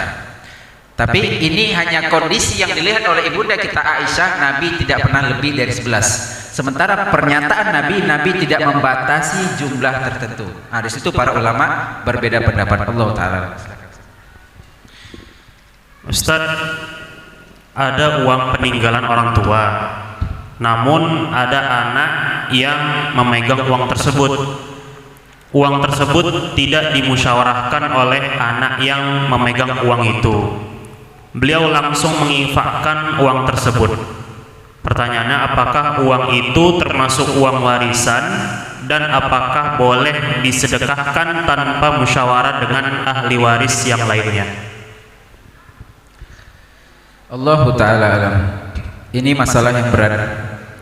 Orang tua kita meninggal dunia, meninggalkan warisan andai kata 100 juta. Kita punya anak, kakak beradik, kemudian si kakak biasanya yang pegang uang 100 juta peninggalan orang tua kita, sementara dia langsung mewakafkan ke masjid atau menginfakkan uang 100 juta tadi tanpa musyawarah kepada yang lain, kita katakan haram dan dosa. Kenapa? Karena 100 juta itu bukan uang dia, karena 100 juta itu punya ahli waris yang lainnya, dibagi-bagi sesuai dengan jatah masing-masing. Yang boleh disedekahkan, jadi harta mayat itu 3. Pertama, 4 kita masukkan. Pertama, penyelenggaraan kafan dan seterusnya itu diambil dari harta mayat. Kedua, utang. Jangan kita mikirin warisan, alhamdulillah warisan orang tua saya 1M, ternyata utang 2M. Siapa yang nombok? Kita yang nombok, wajib kita nombok itu. Jadi utang ditengok dulu, mau tahu ketika meninggal baru datang ke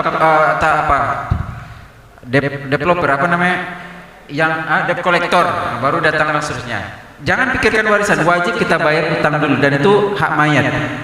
Kemudian wasiat, wasiat itu hanya sepertiga. Jadi mohon maaf, anak tiri itu tidak dapat warisan. Dia menikah dengan seorang janda, maka anak dari janda tersebut bisa dapat warisan kalau dengan wasiat.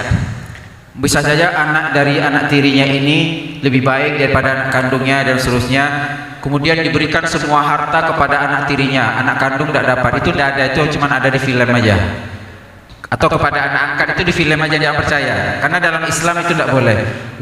Wasiat hanya boleh sepertiga. 100 juta berarti sepertiga 30 juta ya.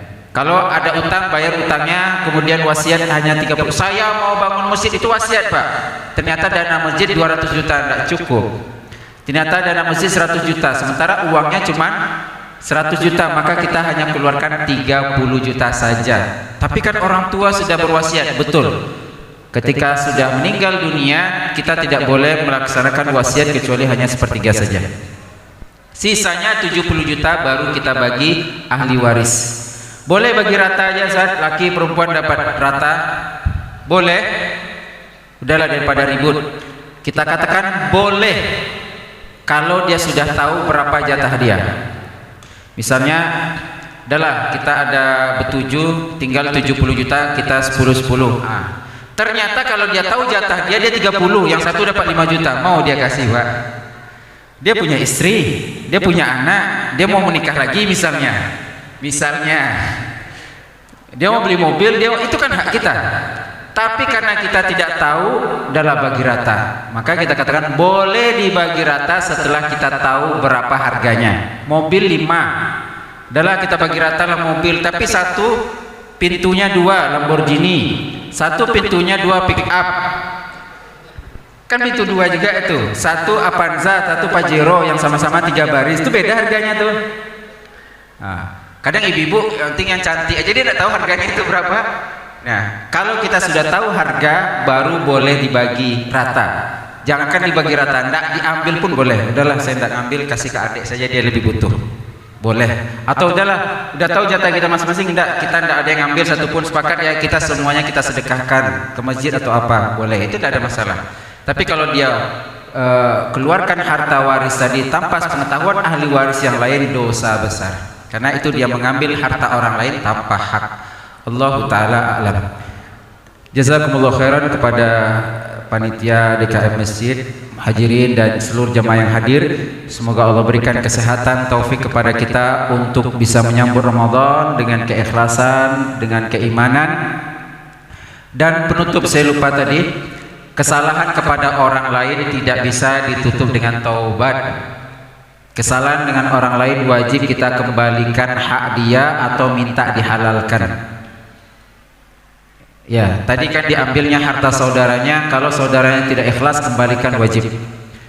Dan itu tidak bisa diampuni dengan kesolehan kita. Dosa kita kepada orang lain tidak bisa digugurkan dengan taubat, tidak bisa digugurkan dengan istighfar, tidak bisa digugurkan dengan sholat, puasa dan ibadah yang kita bolak-balik. Kita haji Pak, tapi kita maling, kita tidak akan diterima haji kita tersebut sampai kita minta maaf dan kembalikan harta yang kita ambil tersebut.